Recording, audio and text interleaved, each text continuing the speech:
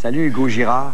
Salut, ça va bien? Évidemment, Hugo, on est toujours porté à faire des blagues, la dimension des hommes forts. T'es un homme fort, t'es le 3e au monde. 4e. 4e au monde. Et des hommes forts, c'est impressionnant. Mais ce n'est pas que du muscle ou que du gras. Vous êtes, je dirais, un savant mélange et aussi un savant mélange au niveau entraînement et nutrition, c'est ça? Oui, ça a beaucoup évolué si on considère les hommes forts, si on recule, mettons, cinquantaine d'années à 100 ans, où on avait seulement qu'à soulever des lourdes charges. Maintenant, on doit, en plus de soulever les charges qui sont énormes, on doit se déplacer avec ces charges-là. Donc, au niveau de l'entraînement, on demande beaucoup plus que seulement lever des poids. C'est sûr qu'il faut lever des poids. Par contre, il faut entraîner le cardiovasculaire. L'alimentation est très, très importante. Je pourrais parler de l'alimentation avec un autre homme fort, tantôt Michel Roy, qui a des choses intéressantes à nous dire là-dessus. En ce qui te concerne, toi, tu fais des concours d'hommes forts. C'est World's Strongest Man. Dis-nous en quoi consistent ces compétitions pour ceux qui ne les auraient jamais vues à la télévision. L'année passée, pour donner un exemple, j'ai dû tirer un Boeing 737 sur une distance de 30 mètres. Ensuite, on a à faire des bascules de pneus avec des pneus qui vont jouer entre 800 à 900 livres. On doit parfois marcher avec un véhicule. On doit parcourir une distance de 80 mètres avec des cylindres de 265 livres dans chaque main. Ensuite, on a à faire des transports d'objets, des objets qui vont peser environ entre 200 à 600 livres. C'est très spectaculaire parce que, dans le fond, il s'agit de trouver les choses les plus incroyables qu'on peut faire à des êtres humains. C'est en plein ça. Puis à chaque année, on dirait qu'ils croient avoir atteint les limites.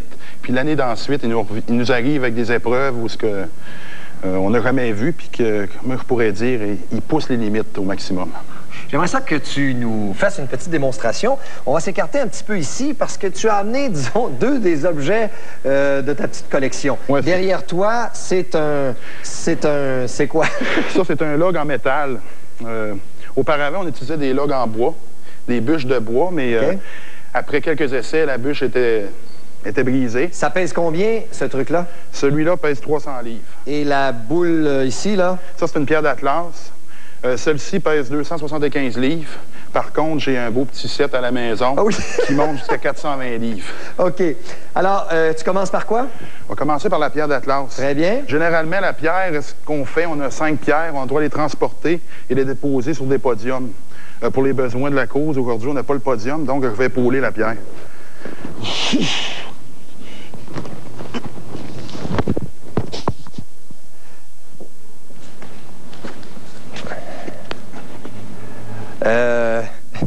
Je crois que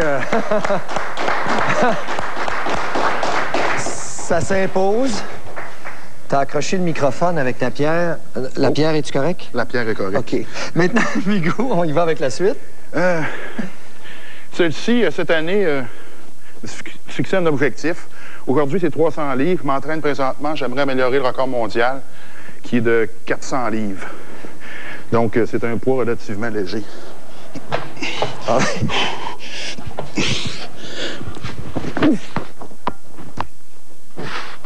Wow! Ah bon, en prime. Hugo, écoute, Hugo, t'es policier à la ville de Gatineau. Viens ici, on va aller dans les zones d'éclairage. T'es policier à la ville de Gatineau. Qu'est-ce que tu fais? Est-ce que tu es en patrouille ou quel est ton travail à la... Je suis patrouilleur pour la ville de Gatineau. OK. Est-ce que d'habitude, lorsque tu apostrophes quelqu'un, il démontre énormément de respect? Je dirais que quand on aborde les gens avec du respect, ils nous retournent le respect. Oui, j'avoue que je vais te respecter beaucoup.